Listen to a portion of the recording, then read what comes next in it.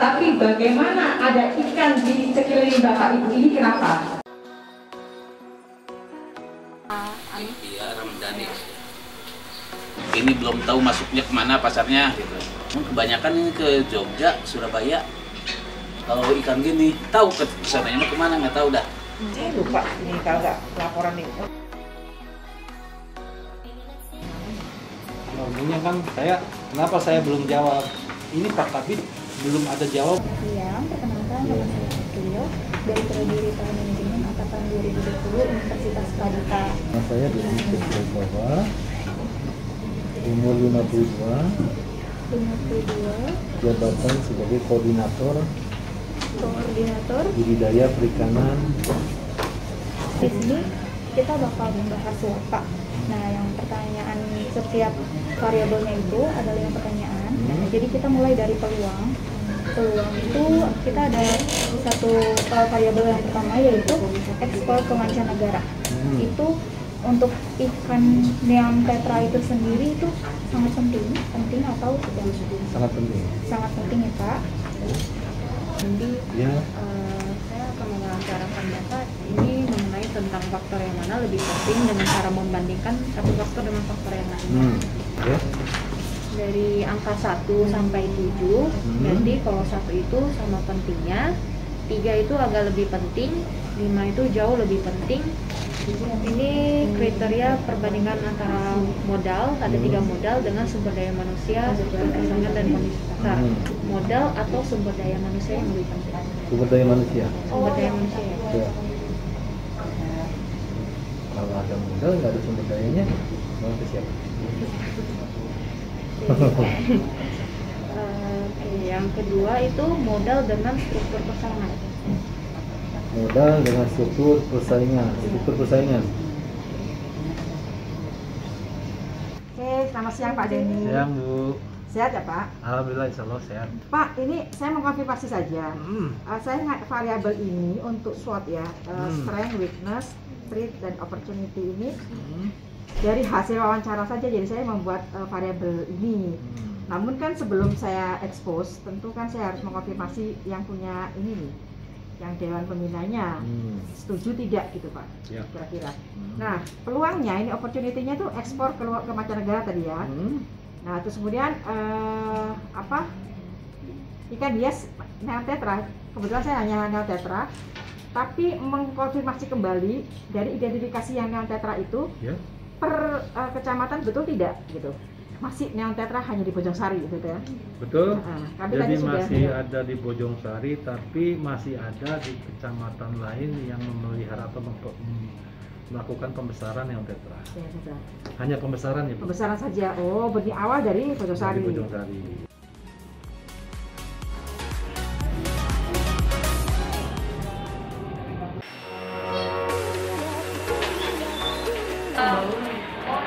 Atau selang-selangnya untuk uang, misalnya untuk beli bibitnya dari mana dia tuh? Apa dia? Nah, saya tuh belum tahu tuh kalau masalah itu. Dapat waktu itu saya udah turun udah dapat, tapi memang nggak banyak, beberapa gitu dapat. Terus ada lagi kayak saringan air itu hanya percontohannya dapat. Ya, akuariumnya ya. Ada itu dari pemerintah memang.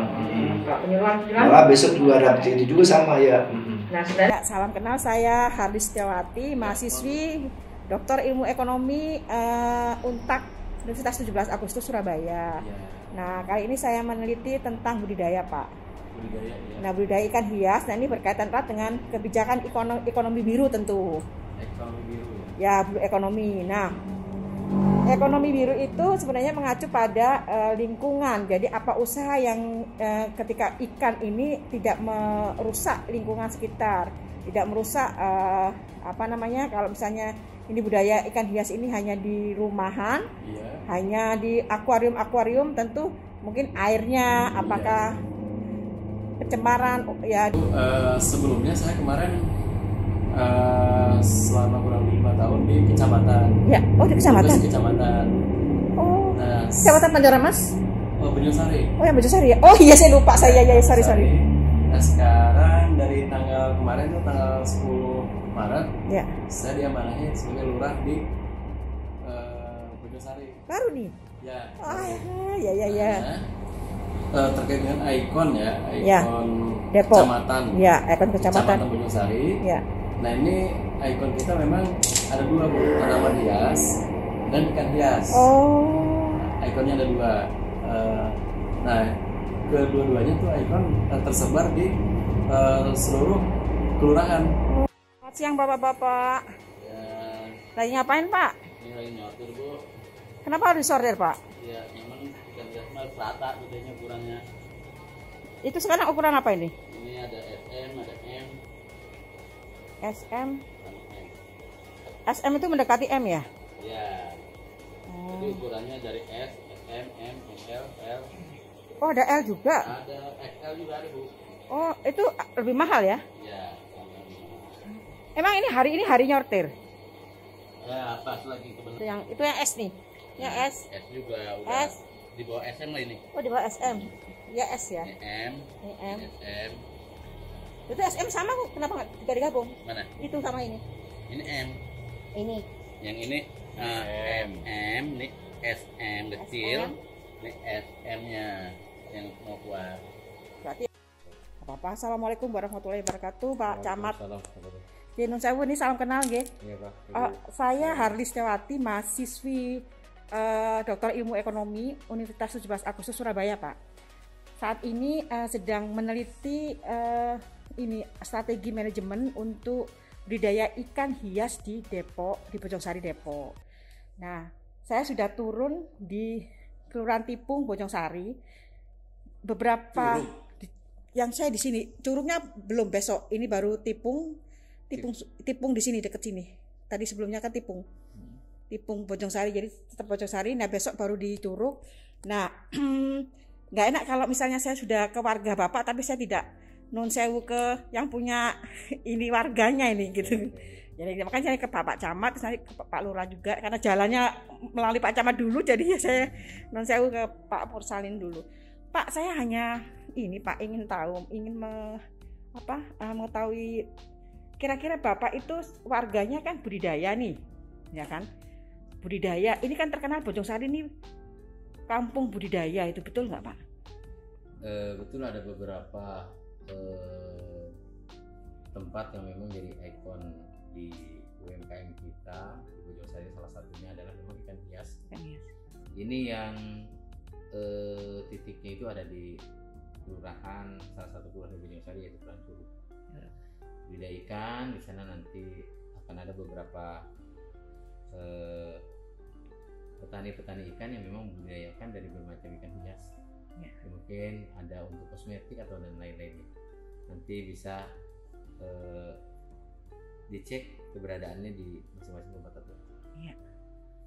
Nah Pak, kalau itu Pak, Bapak tahukah ketika pandemi, ini kan tantangannya adalah ketika pandemi, peluangnya adalah ikan sekecil itu bisa menghasilkan ratusan ribu bahkan ya. Kalau saya lihat tuh seminggunya satu peternak, satu pembudidaya itu 2.500.000 tuh penghasilannya seminggunya.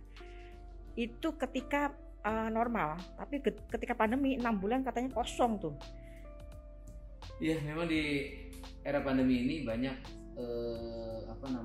peternak-peternak kita yang banyak merosot ya kan dari sisi penghasilan, bahkan untuk pemasarannya juga agak sulit. Yang pasti mereka sudah bertahan saja udah cukup bagus, dan mudah-mudahan setelah pandemi ini mereka bisa bangkit lagi dan bisa menambah atau meningkatkan perekonomian kembali. Nah, kalau ini kan berkaitan dengan ekonomi biru Pak, yang saya angkat adalah kebijakan ekonomi biru. Ekonomi biru secara nasional, kemudian identifikasinya adalah secara lokal ya, kebijakan lokal. Seperti di Depok ini masuk dalam kategori ikan hias yang naik ya peluangnya ya. Daripada ikan konsumsi kan ikan hias yang lebih peluangnya lebih bagus. Nah, ketika pandemi itu adakah kegiatan khusus atau program khusus dari pemerintah ya? Kalau kita ngomong pemerintah ya, mewakili kecamatan ini, pemerintah Depok nih kira-kira mewakili itu sudah memberikan solusi apa Pak? Ya memang di era pandemi ini kita hanya memberikan penyuluhan jangan sampai mereka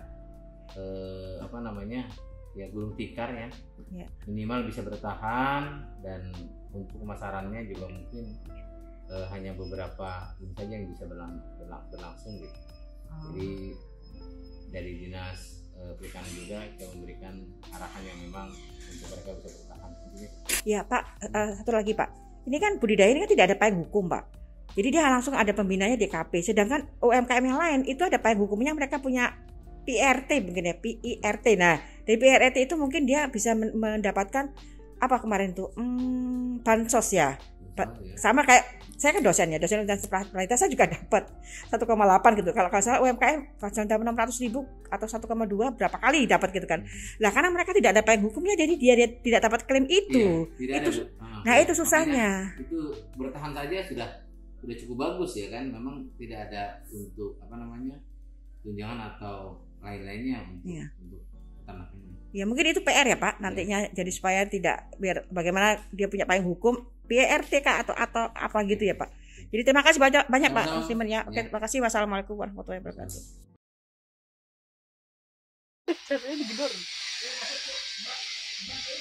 Kita lebih gencar lebih intens dalam rangka untuk nama saya Suhendar di biru, ekonomi biru ya. Ya. Jadi gini, mungkin banyak yang nggak tahu Pak. Saya jelasin dulu.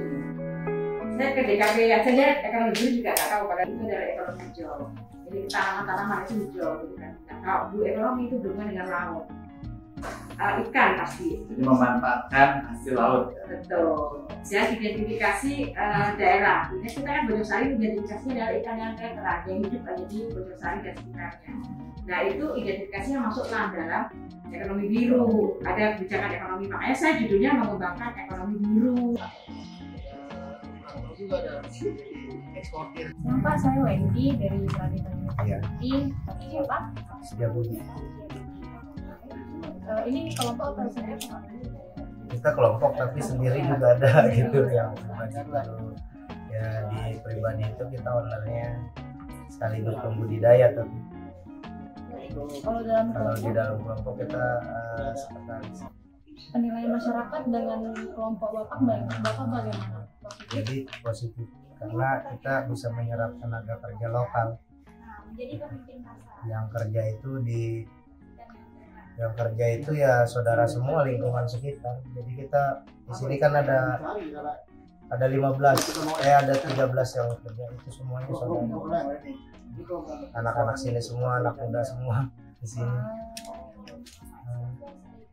Dan juga yang pasti satunya anak muda yang pendidikannya gagal. Pemerintah ada memberikan dukungan nggak Pak? Atau ada pernah memberikan dukungan. Berupa apa Pak? Berupa fasilitas sih yang udah. 20 tahun lalu ya? Apa ya? Kita kelompok kalau Manikan sekitar 15 tahun. Ada yang 20 juga. Ada dari bantuan pemerintah berupaya istilahnya fasilitas lah. Dulu tapi sekarang di sini kan udah enggak sih, kurang dukungan dari pemerintah. Makanya dulu yang dari luar negeri saya dari Swedia sama Norwegia. pas ke sini. Pernah datang kemari.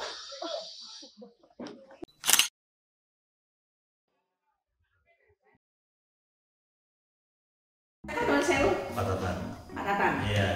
Oke Pak Tatan, selamat siang Pak Tatan. Kami mahasiswa, saya mahasiswa S3 Unpad, ini saya bawa mahasiswa S1 juga Pradita University dan SMP Produksi. Saya angkat ekonomi biru, banyak sekali orang tidak suka ekonomi biru. Nah ekonomi biru itu sebenarnya identifikasinya adalah di sini mata pencariannya semua jadi pembudidaya, karena ada identitas alamnya yang memungkinkan kan. Baik ikan konsumsi ataupun ikan hias. Kebetulan yang saya angkat adalah ikan hias Neotetra, dan itu di wilayah Bojong Sari ya. Nah, Bojong Sari ini yang lebih dominan untuk pembenihan ya. Betul. Kalau pembesaran baru bisa di tempat lain gitu. Itu ya kemarin saya terima. Nah terus kemudian ini kan ekspor Pak. Cuma marketingnya memang saya belum sentuh itu karena memang belum ke arah sana, belum ketemu ditemukan. Nah sekarang saya ingin kayak proposal Pak. Ada beberapa tuh ada yang pribadi gitu ya, ada yang saya pribadi aja untuk apa kelompok Nah, tapi sedangkan kelompok itu pasti ada Dewan Pembinanya DKP 3, kelurahan, kecamatan juga ya. Mereka menyentuh itu untuk bantuan-bantuan. Nah, untuk menuju bantuannya Pak itu sebenarnya perlu kriteria khusus atau apa ya? Harus apa gitu? Oh, jadi kalau kelompok tani ya harus ada tempatnya. Tempatnya minimal. Minimal tempatnya. Ya, betul. Jadi tergantung usaha apa ya. Kalau yang ternyata kan di teras saja cukup. Ya. Akuarium saja cukup. Betul. Tergantung jenis ikan yang akan yang untuk usaha ya pilihannya. Nah, itu kan harus KTP, memiliki KTP di wilayah setempat. Betul. Hanya KTP saja dengan punya tempat usaha saja kan? KTP dengan tempat usaha. Tempat usaha saja. Betul. Sudah cukup. Iya. Jadi kelompok minimal 10 ya. Minimal 10 betul. Baru didaftarkan proposalnya ke kelurahan dulu ya. Saya Nahwi. Pertanyaan yang pertama yaitu ekspor ke mancanegara itu sangat penting untuk presiden. Pengaruhnya juga sangat besar ya Pak? Ya, pengaruhnya sangat besar dan luas. Pertanyaan selanjutnya, ikan hias Nemtetra hanya bisa hidup di Bojong Sari Depok. Betul. Betul. Iya. Tidak. Artinya gini, ada rasa mulai. Iya, boleh. Kalau untuk di daerah luar itu pH airnya belum menunjang ya. pH airnya kalau di rata-rata pH 6 itu cocok untuk ikan Neotetra. Kalau di luar itu hidup tapi nggak sempurna. Kalau dengan saya gitu. Itu aja.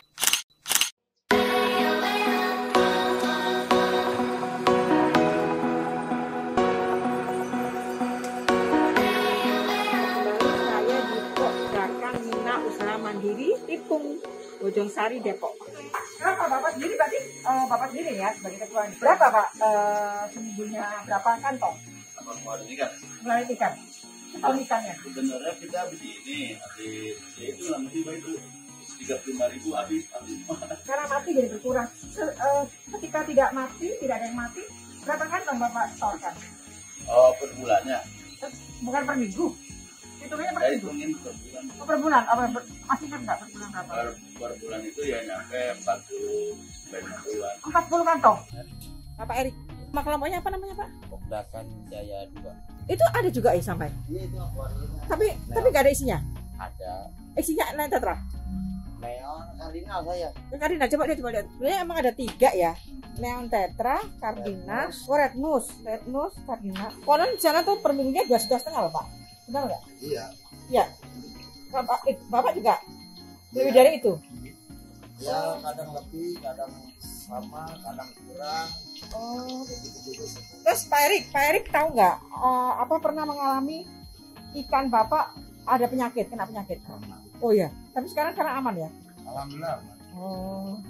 Terus Bapak tahu nggak, pernah dengar nggak tentang ekonomi biru? Apakah pernah disosialisasikan ekonomi biru? Enggak pernah ya. Nggak tahu. Oke. Sebenarnya ekonomi biru itu usaha Bapak ini berdampak nggak di lingkungan? Lingkungan ini misalnya airnya kah, mencemari lingkungan, atau nanti ada yang mati ikannya bisa mencemari enggak ya?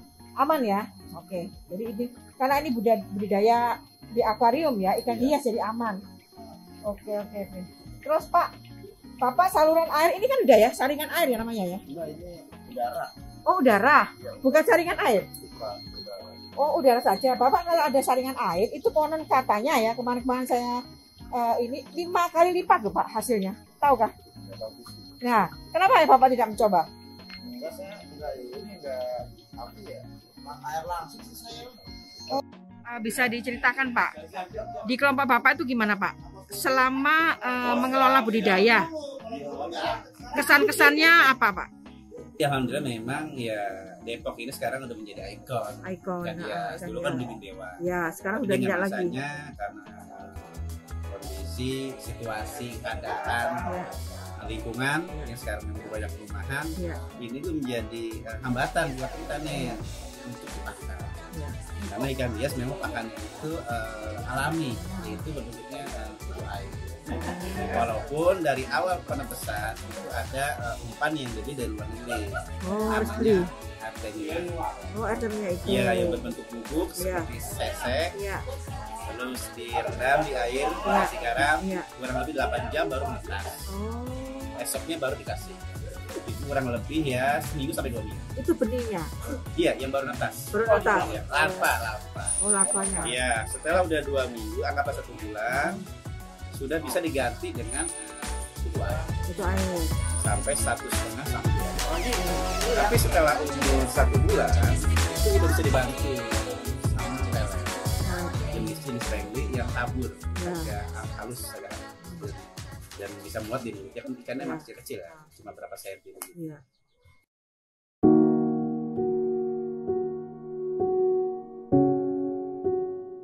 Itu dari pengatasan Pak yang Bapak sampaikan bahwa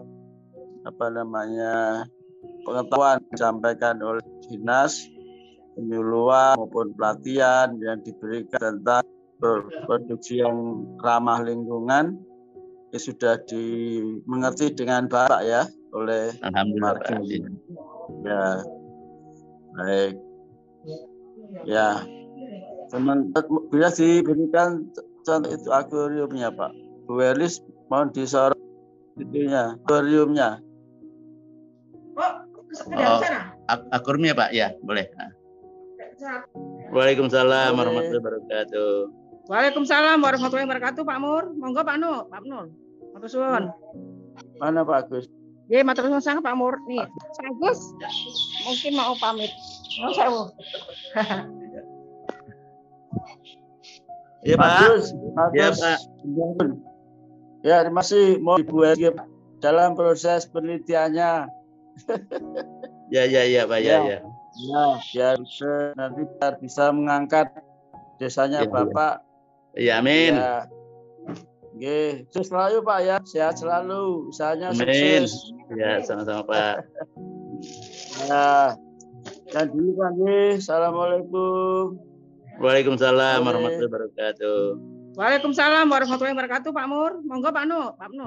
Matur suwun. Oke, saya izin dulu. Oke, dalam lift langsung nggih. Oke, monggo.